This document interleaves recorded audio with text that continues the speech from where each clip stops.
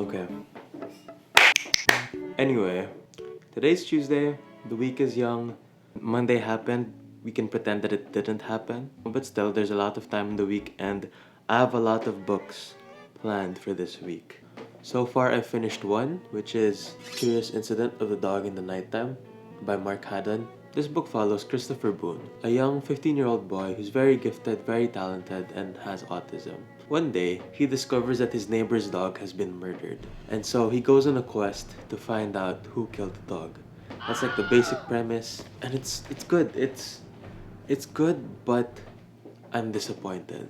The thing is, I read this before, I think early 2010s, and it was one of my first ever favorite books of all time. Now though, the plot feels lacking to me. It feels like it both ended too early and yet was dragged on for too long. There wasn't enough of the plot to make me feel as engaged as I used to be.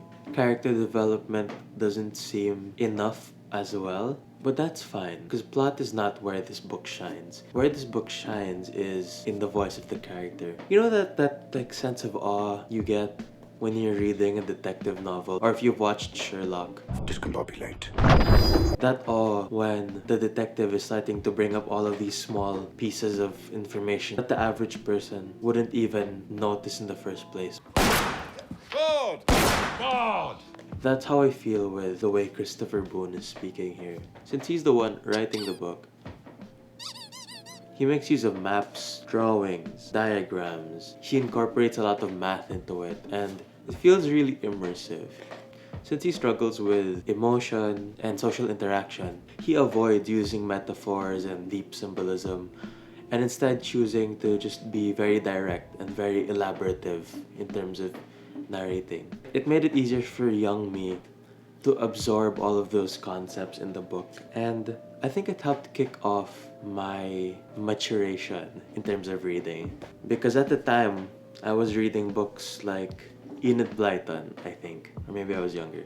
So Enid Blyton, Rick Riordan, 39 Clues, Artemis Fowl, Vampirates. Those were the books I was into back then. But then this made me want to read more contemporary, read more real-life related lit.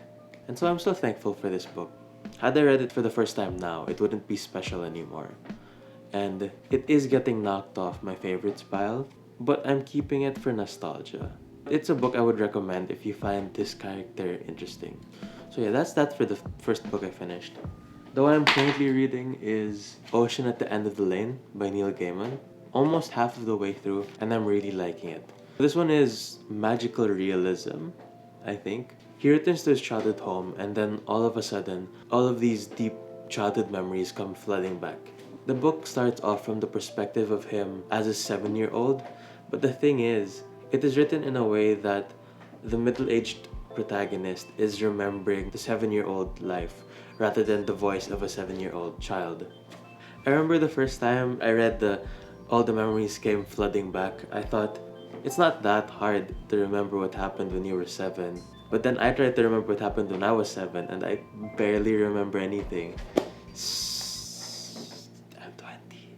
This book convinced me to pick up another Neil Gaiman book. Specifically, American Gods. Oh, American Gods by Neil Gaiman. As you can see, it's fairly tattered because I've read this before in grade 3. It's been so long and I look forward to reading this. It's another book that over the past couple years or so, I've been wanting to pick up again, but never really felt like I was in the mood for it. But I reread the first paragraph and I'm hooked. I think it's gonna get me to go on a Neil Gaiman binge.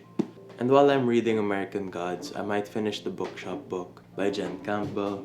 And I've got some other books here, and these are all Filipino literature.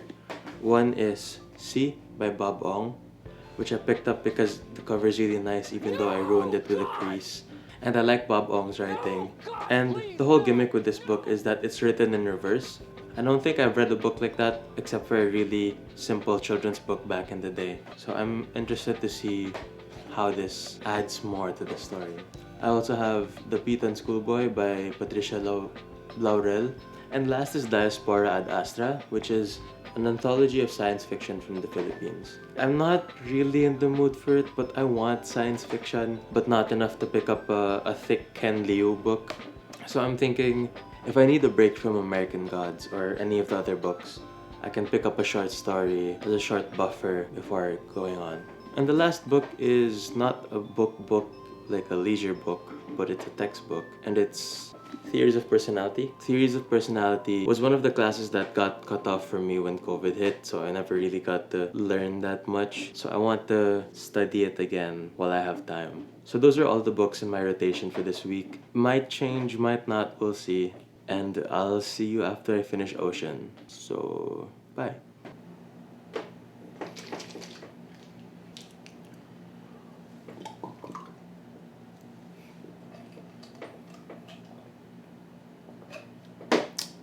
Hi.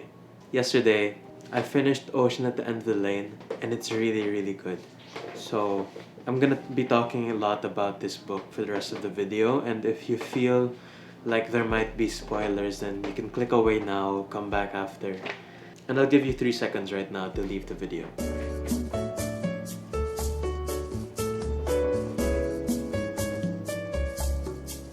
Okay. Hello to those who stayed, and welcome back to those who have come back from reading the book. I have a lot to share about this book, and I even had to write some of it down. For the first part or so of the book, I was actually kind of scared because I had friends coming to me and saying, "Wow, you're reading my favorite book." And I was understanding why a lot of people like this book. But it didn't have that extra factor for me to make it one of my own. But by the end of it, 5 out of 5, new addition to my favorites.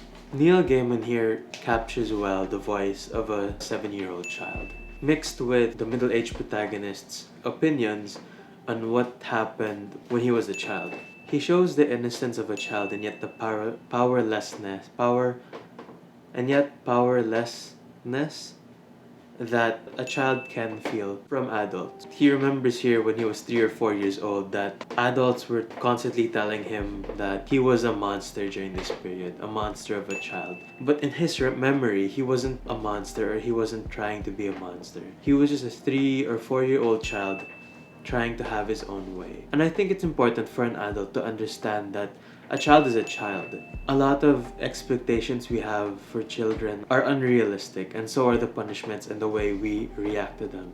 A child could spill a drink of water or accidentally write on some clothes, and parents might shout, they might dole out harsh punishments, when really, if you had another friend or adult in real life who would do the same thing, you wouldn't just dole out punishments for something that seems so trivial. Yet that's very common for disciplining children. The book is also nice in showing how there are ways to make children feel valued. At one scene, he was at the Hempstock's house, the house of one of the other characters, and they're all fixing stuff. And they simply ask him where he wants to put one of the vases. And something as simple as that makes the character feel valued, feel like they have actual impact in the world around them. We often forget to remind people that they are valued, and so every small thing counts. Another thing I like about the child is the way I could relate to parts of him. Specifically, his fondness for books. He said growing up he didn't have that many friends, but books was his safe place. It would be where he would go if the world is too inflexible, too harsh. It was his way of also learning about the world. I think also his fondness for books and like those fantasies and those stories and journeys that he would read about influences why this book is magical realism. Think about it. For those of you who also grew up on Rick Riordan books, who at one point where you feel left out or you feel you're having a really bad day, just wonder, just maybe, what if you find out you're a demigod and you get sent out to Camp Half-Blood, right? And for those who grew up on Harry Potter, right? Don't tell me you've never wanted to somehow be told one day that, oh, you're a wizard. You're a wizard, Harry. Here's your ticket to Hogwarts. All the magical elements in this book, I feel like, is just his way of coping during that time. Because he has a pretty rough childhood. He has no friends. His home life isn't that good. At one point, his father even tries to drown him in the bathtub. I'd say that's pretty traumatic. And as an adult, the way that he would want to remember it is in a more magical way to make that pain less painful. In an interview actually, Neil Gaiman incorporated parts of his childhood into this story. And if I think about that and how the book ended, okay, I can maybe accept that, oh, everything is just magical realism. But my personal interpretation is really just an adult who's trying to reconcile all the traumatic stuff in his childhood. But besides all of that, I feel like this is a book good for any age. There are good topics that it touches upon in certain points.